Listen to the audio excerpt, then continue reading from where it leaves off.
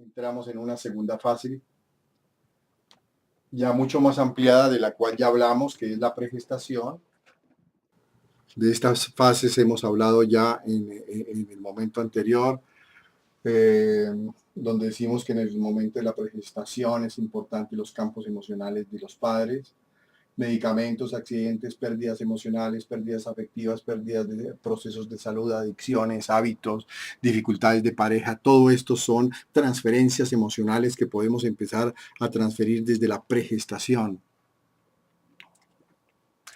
La previa preparación física, mental, emocional y espiritual de ese bebé que queremos gestar.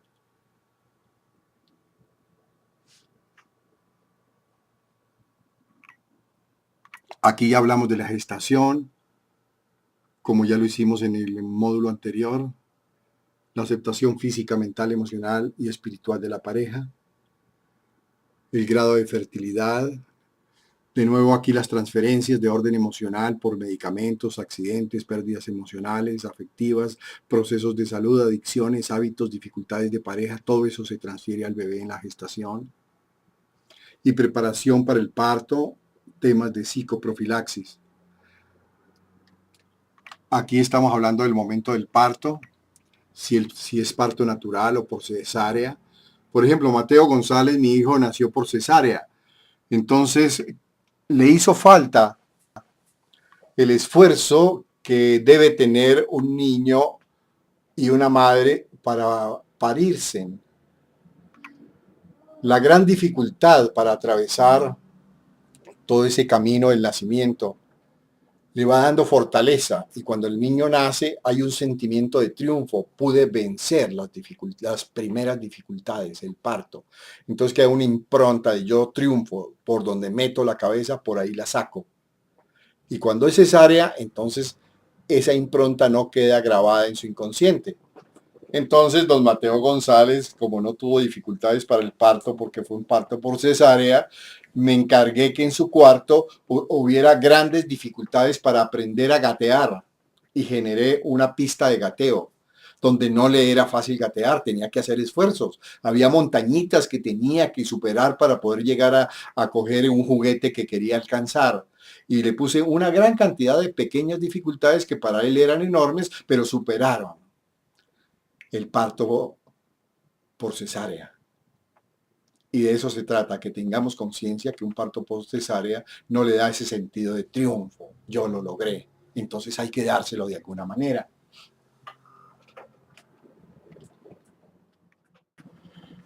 Entonces, el parto que tuvo esta persona fue un parto extenso, doloroso, hubo peligro para la madre. Esto me interesa mucho conocerlo en el DataPer.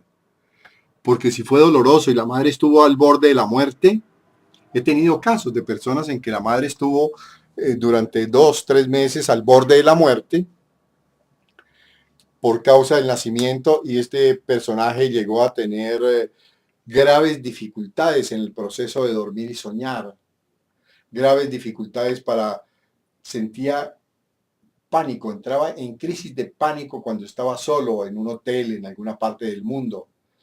Entraba en esa angustia, en esa ansiedad, y descubrimos que era precisamente en el momento del parto, el momento en que la madre estuvo al borde de la muerte, esa angustia que la madre estaba generando por temor a morir y a dejar a su hijo en este mundo, se lo transfirió a su hijo y después se le convirtió en una crisis de pánico.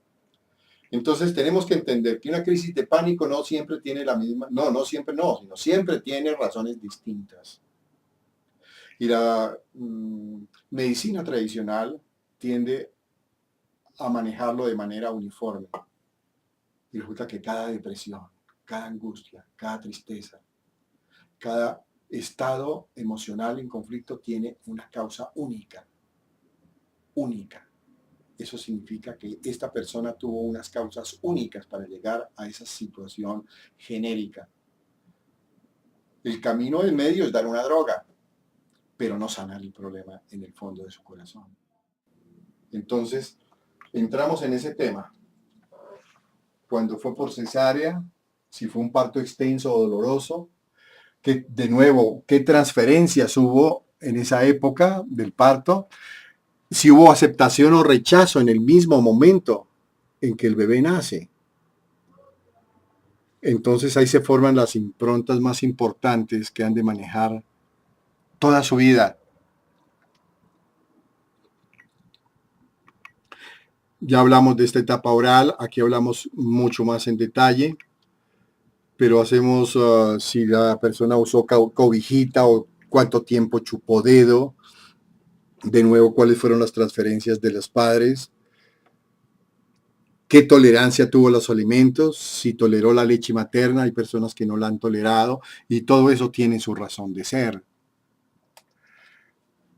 Y el derecho a ser amado, a recibir regalos y a ser tratado como un ser único y como un ser especial.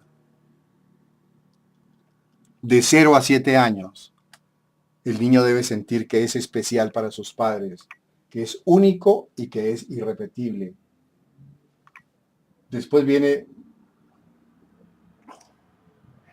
lo que ya hablamos del Edipo y del Electra, que está de 0 a 7 años. Simpatías, antipatías, predilecciones de papá o mamá, muy importantes. Porque a veces el padre adopta al hijo mayor porque es muy inteligente, pero a los otros los considera brutos. Gravísimo. Absolutamente grave. Porque aquello que siente un padre y una madre es lo que va a transferir a sus hijos. Primero tenemos que revisarnos a nosotros mismos para poderles dar autoestima a un niño, la mejor y tal vez la única herencia que debemos darle.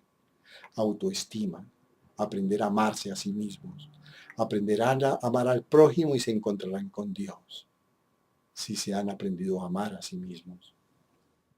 De nuevo las transferencias. De 0 a 7 años, las transferencias más importantes terminan a los 7 años. De los 7 a los 12 años ya las transferencias emocionales de los padres no son tan dominantes como antes de los 7 años. El derecho a recibir amor, a recibir regalos, a sentirse especial, que ya lo hemos hablado. La etapa final. Control de esfínteres. ¿Cuánto tiempo demoró controlando esfínteres?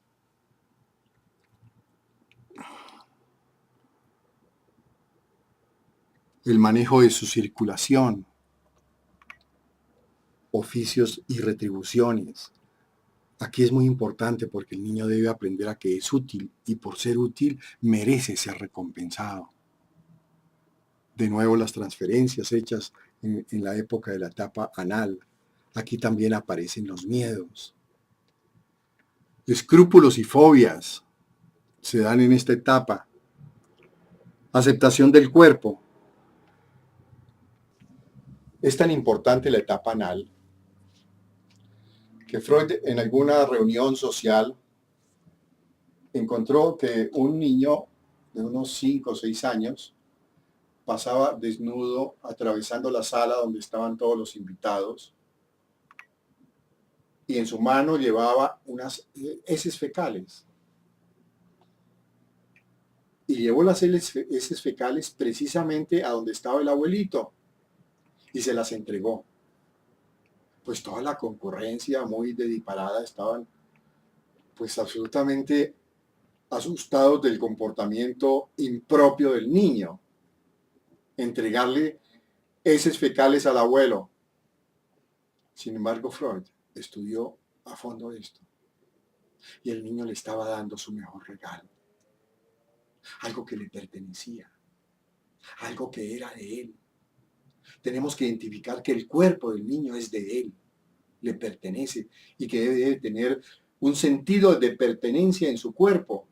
Y no se lo debemos dejar perder porque lo trae naturalmente. Sus lágrimas, su orina, su sudor le pertenecen, son sagrados para él. Sus heces fecales le pertenecen y se las estaba dando como su mejor regalo a su abuelito. Pero eso no lo entendió la gente. Ahora hay una asociación muy importante entre el dinero y las heces fecales. Una asociación impresionante. ¿Quién es rico? Rico es aquel que se ha apropiado de sus asuntos. Este niño que llevó las heces fecales al abuelo era rico. le pertenecían sus heces fecales y las podía compartir. La propiedad privada tiene que ser tan intrínsecamente elaborada, asumida, de tal manera que fueran como si fueran las heces fecales.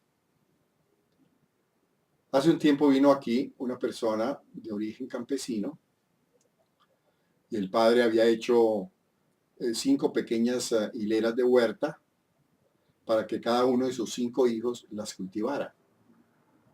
Pero lo que es asombroso es que el padre les enseñó a usar sus propias heces fecales y su orina, hizo un lumbricultivo y de ahí sacaba el abono para abonar los pequeños surcos de cada uno de sus hijos.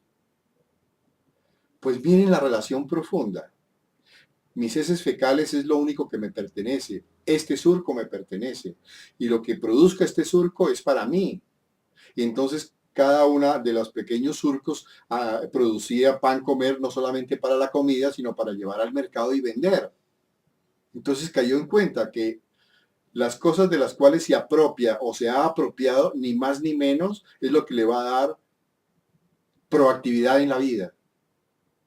Este personaje que fue criado porque era campesino de esta manera, hoy día es uno de los hombres más ricos que hay en Rusia. No les cuento más porque lo podrían identificar. Aprendió a manejar el dinero. Y aquí hay una relación importantísima. Entonces, en algún jardín infantil, cuando Mateo estaba pequeño, instauramos el programa. Montamos un lombricultivo y los niños felices de la vida hacían sus heces fecales, las botaban en el lombricultivo. Después la maestra sacaba unas bolsitas y las bolsitas que era puro humus, ¿sí? Tierra sumamente fértil, se le entregaba al niño, el niño llegaba a la casa, se la vendía el papá y a la mamá y él mismo abonaba sus propias materas. Por eso recibía dinero y ese dinero entonces se almacenaba en una alcancía y de esa alcancía nace la primera bicicleta que tiene Mateo González, con su propio esfuerzo, con sus propios heces fecales y con su propio humus abonando territorios. Entonces Mateo es un hombre rico. Quería hacer esta aclaración porque si ustedes me la entienden y la prodigan con sus hijos, llegaremos muy lejos. Haremos personas ricas verdaderamente. Aquellos que si lo roban les llega más y mejor. Ese es un verdadero rico. Porque nadie le quita las improntas que vienen desde la infancia. Esas no se las puede robar nadie.